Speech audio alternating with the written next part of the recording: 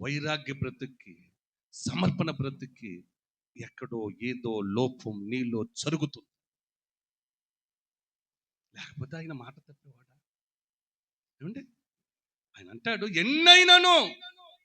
ఆ మాట ఎంత ఆనందాన్ని అనిపిస్తుంది, ఎంత ధైర్యాన్ని ఇస్తుంది, ఎంత సంతోషాన్ని ఇస్తా. ప్రభువా, నేను కూలిపోయి బ్రతుకుతున్నా, ఓడిపోయి బ్రతుకుతున్నా, పతనావస్థలో ఉన్నాను, దిగజారిపోయి ఉన్నాను, కృంగిపోయి ఉన్నాను, నలిగిపోయి ఉన్నాను, దుర్దశలో ఉన్నాను అని ఇంత దశలో ఉన్నటువంటి బ్రతుకును క్షణం పట్టదు ఆయనకి, అంటే సెకను పట్టదు.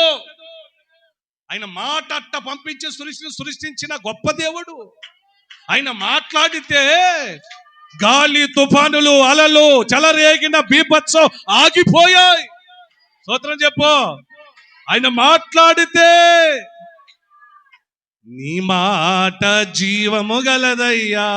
రోజు నా ప్రభు ఇచ్చిన వాగ్దానాన్ని మరలా నీకు జ్ఞాపకం చేస్తున్నాడు. కుమారుడా, కుమార్తె, దేవుని వారలారా, ఆయన ఇచ్చిన వాగ్దానాన్ని ఆయన అనుకుంటున్నాడు. ఎందుకని త్వరగా నువ్వు పొందుకోలేకపోతున్నావు? ఎందుకని నువ్వు అనుభవించలేకపోతున్నావు? నా మాట ఎందుకు నెరవేర్చుకోలేకపోతున్నావు అని ఆయనని ఎదుట సంతాపపడుతున్నాడు నా ప్రభు. గట్టిగా స్తోత్రం చెప్పండి. ఈ రోజు నిన్ను బ్రతిమాలుతున్నాడు. బిడ్డలారా, నేను ఇచ్చిన వాగ్దానాన్ని నువ్వు పొందుకోవాలని నేను ఆశపడుతున్నాను అంటున్నాడు. ఎవరు చెప్పండి? ఆయన ఆశ ఏంటో తెలుసా? అమ్మా, అయ్యా, వినాలి, ఇటు చూడాలి. ఆయన ఆశ ఏంటో తెలుసా?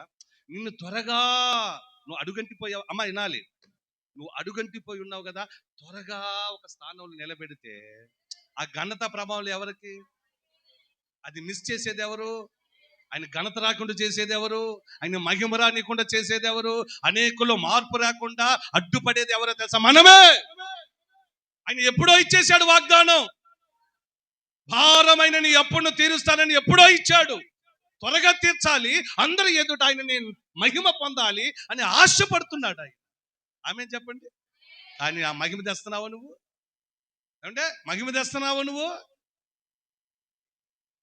బిడ్డలారా, ఆయన మహిమ పొందాలనుకుంటున్నాండి. అప్పు తీర్చి నీలో ఉన్న రోగమును, జబ్బును తీసి అట్ట పారేసి నిన్ను ఆరోగ్యవంతుడిగా చేయాలనుకుంటున్నాడు మహిమ కోసం. నీ కన్నీరుని తుడిచి ఆనంద బాష్పాలని పేరు పెట్టాలనుకుంటున్నాడు.